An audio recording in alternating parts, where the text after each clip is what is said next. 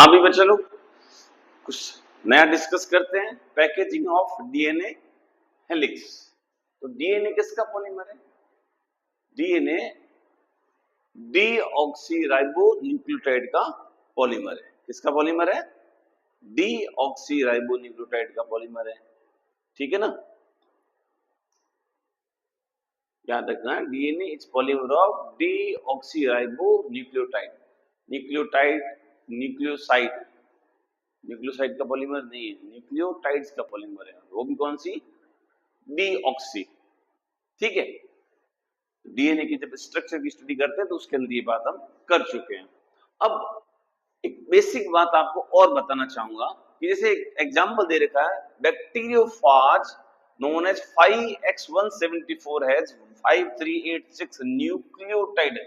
बेटा यहां लिखा हुआ है न्यूक्लियोटाइड। अगर किसी में न्यूक्लियोटाइड्स लिखा हो ना बेटा, तो इसका मतलब समझ जाना कि ये सिंगल स्ट्रैंडेड डीएनए की बात हो रही है, क्योंकि डबल स्ट्रैंडेड डीएनए में हमेशा बेस पेयर लिखेंगे।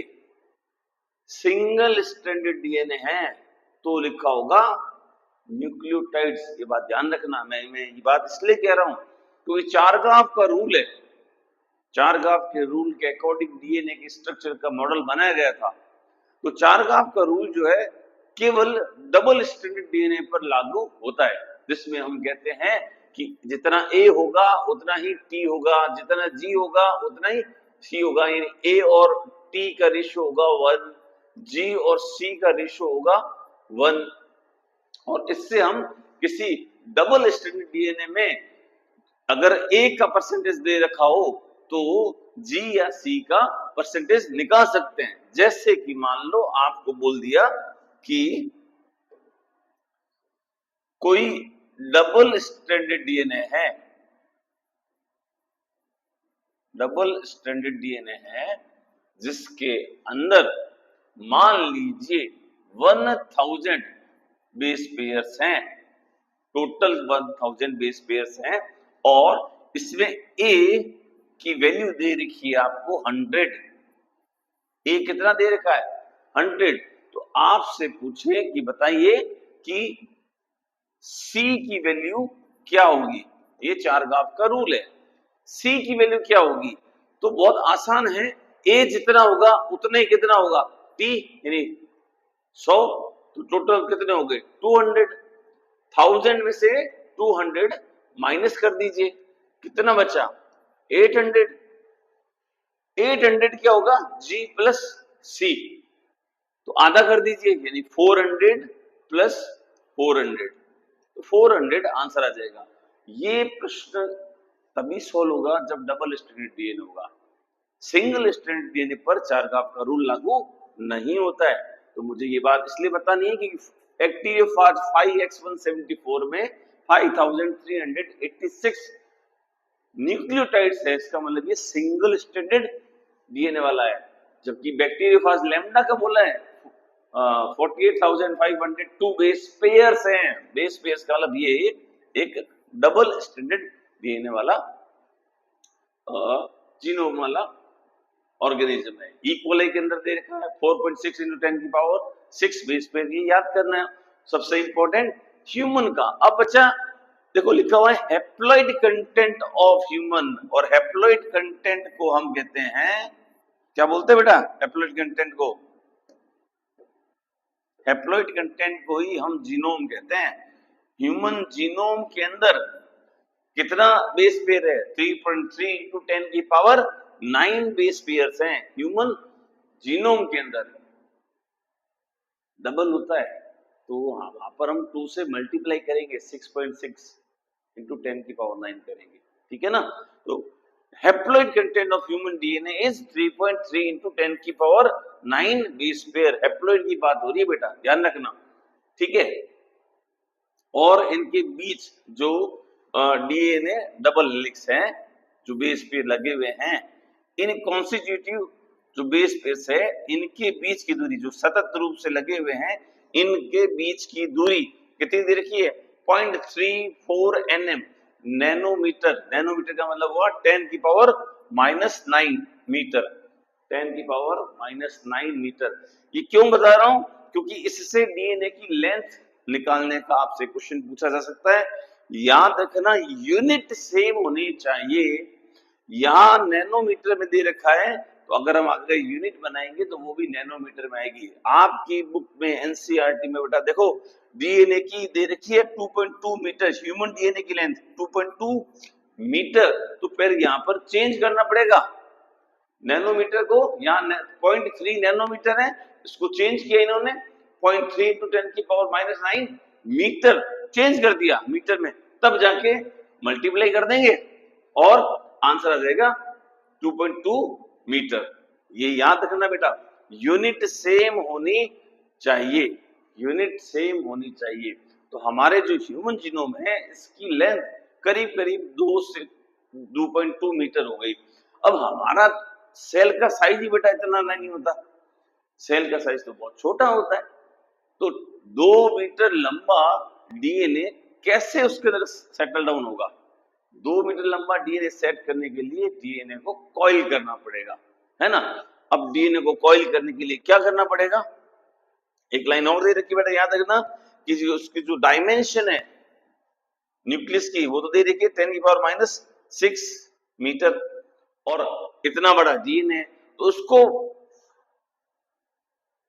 न्यूक्लियस के अंदर इतने लंबे डीएनए को पैक करने के लिए उसको कॉइल करना पड़ेगा। तो सबसे पहले मैंने कहा डीएनए है डबल हेलिकल स्ट्रक्चर, है ना, इस तरह से। अब बेटा डीएनए की जो बैकबोन होती है, डीएनए की जो बैकबोन होती है वहां पर होता है फॉस्फेट PO4 माइनस, तो नेगेटिव चार्ज होता है डीएनए पे। चार्ज कैसा होता है? Negative charge. तो ये negatively charge DNA positively charge amino acid वाले प्रोटीन को अट्रैक्ट करेगा, और उसका नाम है बेटा हिस्टोन। क्या नाम है? Histone protein.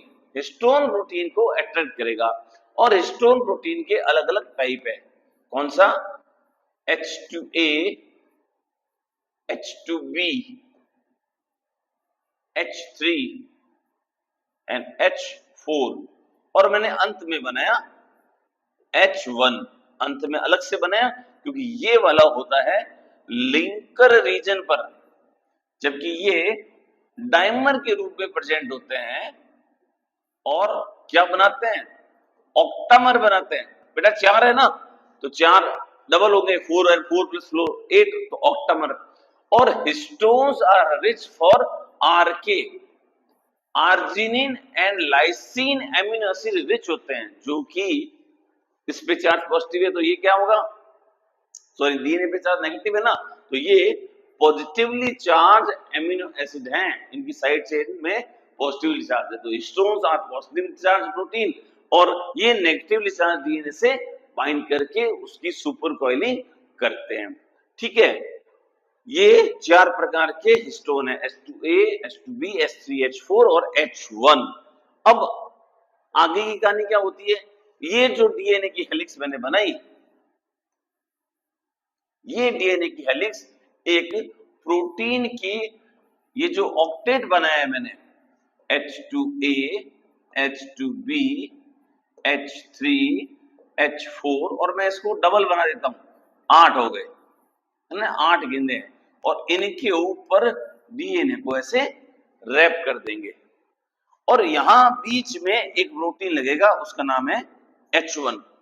फिर आगे फिर इस तरह से एक और लूप बनेगा, और यहां पर भी ये हिस्टोन के protein H2A, H2B, H3, H4, इसके भी ऑक्टामर इसके ऊपर लग जाएंगे। तो इस तरह से एक संरचना बनेगी कुछ इस तरीके की, और यहां बीच बीच में हमेशा H1 लगा होगा। H1 is present on link region, ये लिंक करने वाला है, और हम इसे कहते हैं न्यूक्लियोसोम मॉडल। ये है न्यूक्लियोसोम मॉडल, ये न्यूक्लियोसोम मॉडल है जिसके अंदर इस तरह से डीएनए और प्रोटीन का अरेंजमेंट होता है। अभी तक ये डीएनए की ओपन स्ट्रक्चर है, और ओपन स्ट्रक्चर का मतलब है यहां पर ट्रांसक्रिप्शन पॉसिबल है, ट्रांसक्रिप्शन पॉसिबल है, डीएनए एक्टिव है, और एक्टिवली पार्टिसिपेट करने वाले डीएनए को हम कहते हैं यूक्रोमेटिन। और जनरली जो इंटरफेज अवस्था है उसके अंदर डीएनए को इस प्रकार ही रखा जाता है। तो इसीलिए हम कहते हैं कि डीएनए किस फॉर्म में रहता है, हमने बोला था क्रोमेटिन फॉर्म में रहता है, सारा नहीं, वो हिस्सा जो एक्टिवली ट्रांसक्रिप्शन में पार्टिसिपेट कर रहा है वो ओपन होगा, उसके अलावा जो दूसरा हिस्सा जो काम में नहीं आ रहा, जो कि हेट्रोक्रोमेटिन है, उसको सुपर कोइल करके रख दिया जाएगा। तो डीएनए न्यूक्लियस में इंटरफेज के दौरान तो क्रोमेटिन की फॉर्म में रहता है, और ये जो इस तरह से संरचना दिखती है इसको कहते हैं बीट्स ऑन स्ट्रिंग कहते हैं। अब जब डिवीजन होता है, कोशिका का विभाजन होता है, उस समय कंडेंसेशन ऑफ डीएनए होता है, डीएनए को संगठित किया जाता है, डीएनए को कॉम्पैक्ट स्ट्रक्चर बनाई जाती है, और उस दौरान ही क्रोमेटिड बनते हैं, क्रोमोसोम बनते हैं, और मेटाफेज स्टेज के अंदर हाईली कंडेंस क्रोमोसोम बनता है। तो इसीलिए मेटाफेज क्रोमोसोम जो है, क्रोमोसोम की अगर स्टडी करनी है तो हम मेटाफेज के अंदर करेंगे, क्योंकि उस समय वो हाईली कंडेंस होता है। तो हम वापस एनसीईआरटी पर आते हैं बेटा। एनसीईआरटी कह रही है कि हाँ, और ये यूकैरियोट्स के अंदर ही हिस्टोन प्रोटीन है, प्रोकैरियोट्स में हिस्टोन प्रोटीन नहीं पाए जाते। हिस्टोन जैसे वहां पर भी कुछ मिलता है, लेकिन हिस्टोन प्रोटीन प्रोकैरियोट में नहीं मिलते हैं, यूकैरियोट में मिलते हैं। तो यूकैरियोट में हिस्टोन प्रोटीन है जो कि पॉजिटिवली चार्ज्ड है प्रोटीन है, और ये अबंडेंट है किसके अंदर, इसके अंदर क्या पाया जाएगा, आर्जिनिन एंड लाइसिन। आर्जिनिन का शॉर्ट एब्रिविएशन आर है, लाइसिन का के है, आर के राजीव कुमार, आर के रिच है ना। और किस तरह के एमिनो एसिड है, ये वाले क्षारीय बेसिक एमिनो एसिड है, इस पर चार्ज है पॉजिटिव, और डीएनए पे होता है नेगेटिव।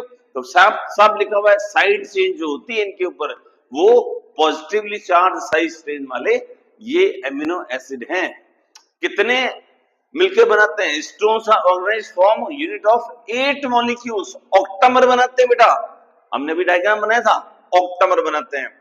और इस तरह से क्या बनता है, न्यूक्लियोसोम बनता है। अब याद रखना, न्यूक्लियोसोम में जो मैंने रैप करके बनाया था, कुछ इस तरह से जो मैंने डायग्राम बनाया था ना बेटा, इस तरह से, इस रैपिंग में कितने बेसेज आते हैं, 200 बेसेज आते हैं, और ये जो लिंकर रीजन है इसमें करीब 50 बेसेज आते हैं जहां H1 लगा होता है, और यहाँ आपके ऑक्टेट लगे होंगे, H2A, H2B, H3NH4। तो वापस पीछे चलते हैं, क्या लिखा है, nucleosome contain 200 base pair of DNA helix, और रिपीटिंग यूनिट की स्ट्रक्चर को हम क्या कहते हैं, क्रोमेटिन। इंटरफेज में किस अवस्था में रहता है, क्रोमेटिन स्टेज में रहता है, ओपन स्ट्रक्चर है, क्योंकि ट्रांसक्रिप्शन के लिए वो एक्टिव पार्टिसिपेट करता है, ठीक है।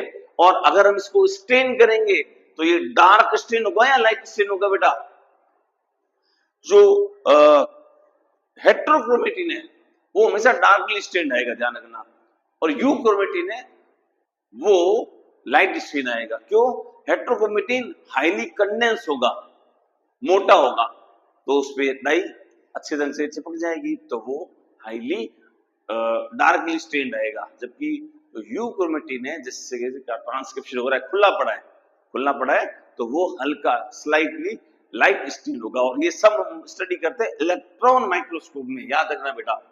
तो ये कह रहा है thread like stained colored bodies seen in nucleus, the nucleosome is in the chromatin are seen as beads on string। किसमें देखते हैं, इलेक्ट्रॉन माइक्रोस्कोप में देखते हैं, और highly condense structure metaphase stage के अंदर हम स्टडी करते हैं, ध्यान रखना बेटा, मेटाफेज में स्टडी करते हैं, ठीक है। और केवल हिस्टोन प्रोटीन होते हैं कि बोले नहीं, हिस्टोन के साथ नॉन हिस्टोन प्रोटीन भी जुड़े होते हैं, ध्यान रखना, नॉन हिस्टोन प्रोटीन और हिस्टोन प्रोटीन मिलकर जुड़े होते हैं, ठीक है। तो लूजली पैक्ड जो होता है उसे हम कहते हैं यूक्रोमेटिन, और जो डेंसली पैक्ड होता है उसे हम कहते हैं हेट्रोक्रोमेटिन। डेंसली पैक्ड होगा डार्क और लूजली पैक्ड होगा लाइट कलर का, ठीक है ना। यूक्रोमेटिन ट्रांसक्रिप्शनली एक्टिव रीजन होता है, जबकि हेट्रोक्रोमेटिन वाला इनएक्टिव होता है। ये कुछ इस तरह का डायग्राम आप देख सकते हैं ये डीएनए हेलिक्स है और ये आपका H2A, H2B, H3NH4, H1 हमेशा लिंकर रीजन पर होगा, ये याद रखना। इसको हम 10 nm फाइबर भी कहते हैं। आगे देखते हैं, ये एनसीईआरटी का डायग्राम है। इन्होंने क्या करा है, स्टोन को पूरा का पूरा यहां बना दिया पूरा। इसके अंदर अपना H2A, H2B, H3 और H4 के ऑक्टामर आ गया और ये वाला जो बना है ये वाला H1 है लिंकर रीजन पर स्टोन प्रोटीन, और ये डीएनए को रैप कर दिया और बता दिया इसके अंदर कितने बेस है, 200 बेस पेयर्स हैं। जब हम डबल स्ट्रैंडेड डीएनए की बात करते हैं तो बेस पेयर्स की ही बात करते हैं, ठीक है।